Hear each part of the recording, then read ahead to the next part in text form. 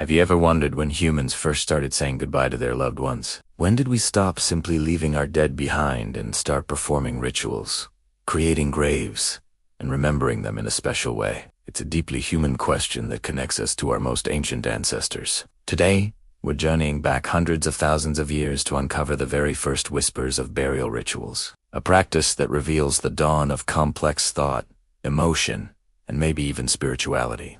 This isn't just about bones in the ground. It's about the moment we started to become truly human. Let's start our journey not with Homo sapiens, but with our earlier relatives. For a long time, scientists believed that complex behaviors like burial were unique to our species. But a cave system in Spain, known as Cimo de los Huesos, or the Pit of Bones, completely changed that idea. Deep within this cave, archaeologists found the remains of at least 28 individuals of a species called Homo heidelbergensis, who lived around 430,000 years ago. This wasn't a random collection of bones. It appeared these individuals had been intentionally placed in this deep, dark pit. The journey to this chamber is treacherous, making it highly unlikely they all fell in by accident over time. Among the bones, a single, striking artifact was found.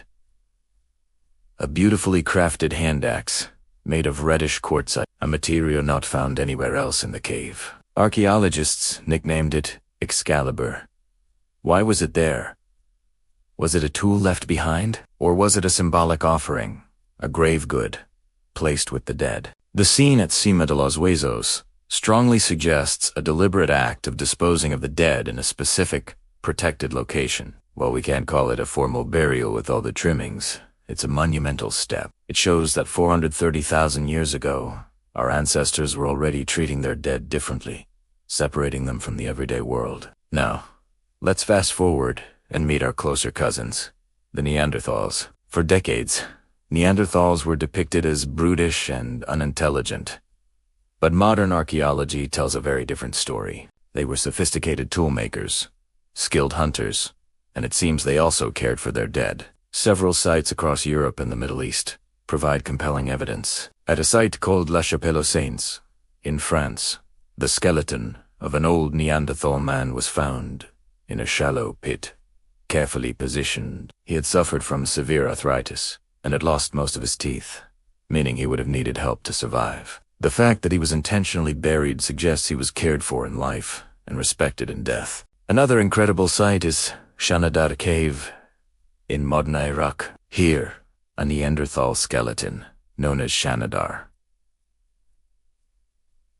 4, was found buried in soil containing high concentrations of flower pollen. Archaeologist Ralph Seletsky, who made the discovery, proposed this was evidence of a flower burial, where the deceased was laid to rest on a bed of flowers. This idea captured the world's imagination, suggesting Neanderthals had a sense of beauty and symbolism. While some scientists now argue the pollen might have been brought in by burrowing rodents, the debate itself is fascinating. Even if it wasn't a deliberate flower offering, other burials at Shanadar Cave show clear intent. For example, Shanadar I was a male who had survived multiple severe injuries, including a blow to the head that likely blinded him in one eye and a withered right arm.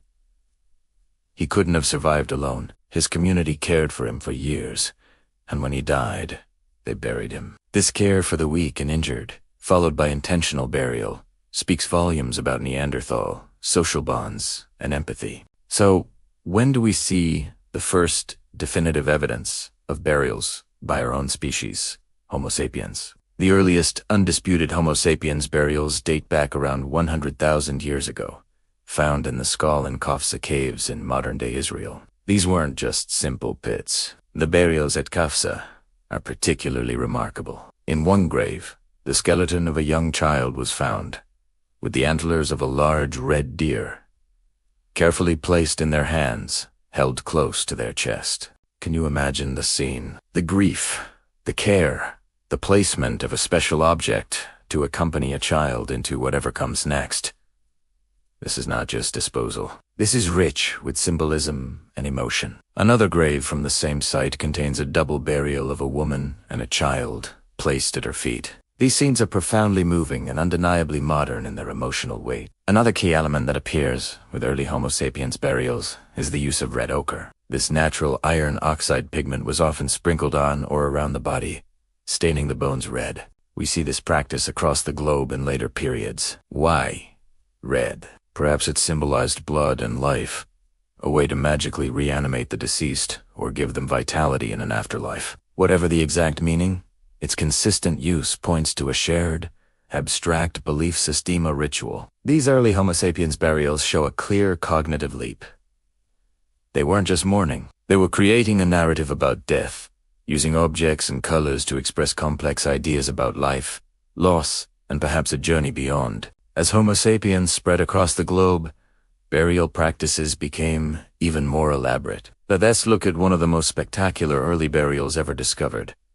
The Sungir burials in Russia, dating back about 34,000 years. Here, archaeologists uncovered the grave of an adult male and, beneath him, a double burial of 2 children, a boy and a girl, placed head. What makes this sight astonishing is what they were buried with. Their clothing was adorned with thousands upon thousands of meticulously carved ivory beads, made from mammoth tusks. It's estimated that each bead took at least an hour to make. The man had nearly 3,000 beads, while the children had over 5,000 each. They were also buried with ivory spears, carved animal figures, and other intricate objects. The sheer amount of labor invested in these grave goods is staggering. This wasn't the work of one family. It would have required the effort of the entire community.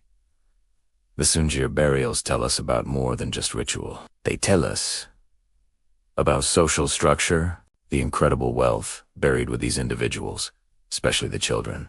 Suggests that status was no longer just earned in life, but could be inherited. This was a complex society with leaders and a shared culture strong enough to mobilize for such an elaborate funerary event. From a simple pit in Spain to a treasure-filled grave in Russia, we see the evolution not just of burial, but of society itself.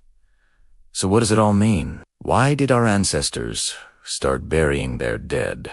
There isn't one single answer. On a practical level, burial helps with sanitation and keeps scavengers away. But it's clearly so much more than that. The care taken in position in the bodies, the inclusion of objects like tools, antlers, and thousands of beads, and the use of symbolic materials like red ochre all point to something deeper. These practices suggest the birth of abstract thought. Our ancestors were capable of conceiving of a future, of an afterlife, or at the very least, of a lasting memory. It shows a profound emotional connection, grief, love, and respect that extended beyond a person's life. Burying the dead is an act of holding on, of refusing to let a person simply vanish. It's a way of saying, you were important. You were one of us, and we will remember you. This behavior is a cornerstone of human culture. It reflects our ability to form strong social bonds, to think symbolically, and to grapple with the biggest questions of existence, life, death, and what comes after. When we look at these ancient graves, we are looking into a mirror. We see the echoes of our own rituals, our own grief, and our own humanity staring back at us across hundreds of thousands of years. The journey from leaving the dead to the open elements to burying them with treasured objects is one of the most important stories in human history. It marks the moment we began to externalize our most complex thoughts and deepest emotions. It's a testament to the enduring power of human connection. Thank you so much for joining me on this incredible journey back in time. If you've found this as fascinating as I do, please hit that like button and subscribe to the channel for more deep dives into our shared human story. Let me know in the comments which of these ancient burials you found most moving. Thanks for watching, and I'll see you in the next video.